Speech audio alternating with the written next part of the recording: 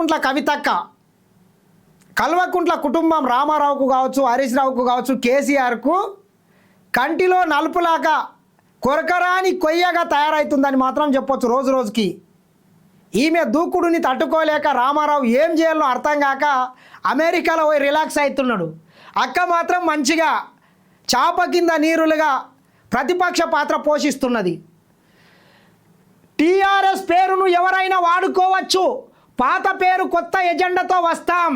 కవిత TRS party పేరు ఎవనప్ప సొత్తు కాదు.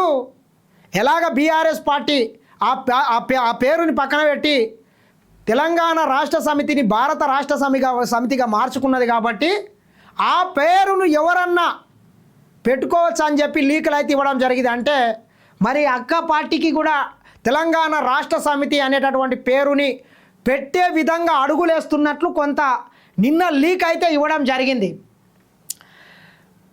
పాత పేరు కొత్త ఎజెండాతో వస్తాం. కవిత ప్రొఫెసర్ జయశంకర్ సిద్ధాంతాల ప్రకారమే పార్టీ ఉంటుంది. చాలా సంతోషం. తెలంగాణ జాతిపిత, తెలంగాణ కోసం సర్వం త్యాగం చేసినటువంటి ప్రొఫెసర్ జయశంకర్ సార్ గారి సిద్ధాంతాలతో బయటికి వస్తామని చెప్పింది. వీళ్ళు చెప్తుంటారు తెలంగాణ జాతిపిత కల్వకుంట్ల చంద్రశేఖర్ రావు అని చెప్తుంటాడు, హరీష్ రావు కావచ్చు, కేటీఆర్ కావచ్చు. కానీ అక్క మాత్రము మా అప్పకేం అర్హత లేదు అని చెప్పకనే చెప్పింది. ప్రొఫెసర్ జయశంకర్ సార్ సిద్ధాంతాలతో వస్తుంది అంట. సిద్దిపేటలోనే కాదు, మహిళలకు రిజర్వ్డ్ అయితే గజ్వెల్లోనూ పోటీ, ప్రైవేట్ స్కూళ్ళలో ఫీజులను నియంత్రించాలని డిమాండ్. ఒక సిద్దిపేటనే కాదు, అవసరమైతే గజ్వెల్ నుండి కూడా నేను పోటీ చేస్తాను. 33% మహిళలకు కూడా రిజర్వేషన్ కల్పించే విధంగా చట్టం రాబోతున్నది. కాబట్టి మహిళా స్థానాలు ఎక్కడెక్కడున్న వాటి నుంచి పోటీ చేయడానికి వెనకాడబోనాను. అవసరమైతే మా అప్ప మీద కూడా నేను పోటీ చేస్తానని చెప్పి కవితకైతే చెప్పగానే చెప్పింది. పాత పేరు కొత్త ఎజెండాతో ప్రజల ముందుకు వస్తానని తెలంగాణ జాగృతి అధ్యక్షురాలు కవిత అన్నారు. తెలంగాణ రాష్ట్ర సమితి టీఆర్ఎస్ పేరు ఇప్పుడు అయిందని దానిని ఎవరైనా వాడుకోవచ్చని చెప్పారు. ఆడబిడ్డకు ఓటు వేయాలన్న అంశం కంటే మించిన ఎమోషన్ ఏముంటుందన్నారు. తమ పార్టీ ప్రొఫెసర్ జయశంకర్ సిద్ధాంతాల ప్రకారమే నడుస్తుందని, తమకు బీహార్ సిద్ధాంతకర్త అంటూ ఎవరూ లేరని తెలిపారు. శుక్రవారం ఆమె హైదరాబాద్లోని జాగృతి ఆఫీస్లో మీడియాతో మాట్లాడారు. ఆ తర్వాత చిట్ చాట్ నిర్వహించారు. ప్రస్తుతం బీఆర్ఎస్ పార్టీ స్లీపింగ్ మోడ్లో ఉందని, తమ ప్రథమ శత్రువు కాంగ్రెసేనని స్పష్టం చేశారు. ప్రస్తుతం బీఆర్ఎస్ పార్టీ అనేటటువంటిది కొట్టిపడేసిన పాము. ఇక ఆ పార్టీ పరిస్థితి కూడా అత్యంత దారుణంగా తయారైంది.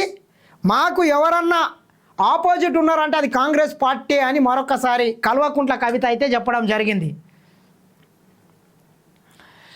ఎక్కడి నుంచి పోటీ చేయాలన్న దానిపై నిర్ణయం తీసుకోలేదని, బీఆర్ఎస్ దగ్గర ఉన్నన్ని డబ్బులు తమ దగ్గర లేవన్నారు.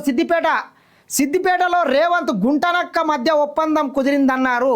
అది మహిళలకు రిజర్వ్డ్ అయితే తాను పోటీ చేస్తానన్నారు. ఒక్క సిద్దిపేటనే కాకుండా మహిళలకు గజ్వేల్ రిజర్వ్ అయిన అక్కడి నుంచి కూడా పోటీ చేస్తానని చెప్పారు.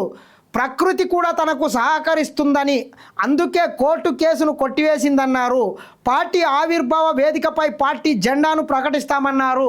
పార్టీ నాయకులతో పాటు ఉద్యమకారుల వేదికపై ఉంటానని, ఇతర పార్టీల నేతలెవరిని ఆహ్వానించడం లేదని చెప్పారు. అమరావతి గోల ఎందుకని తెలంగాణ ప్రయోజనాలే తనకు ముఖ్యమని చెప్పారు. భద్రాచలం 5 గ్రామాల నుంచి పార్లమెంట్లో ఎందుకు మాట్లాడలేదని ప్రశ్నించారు.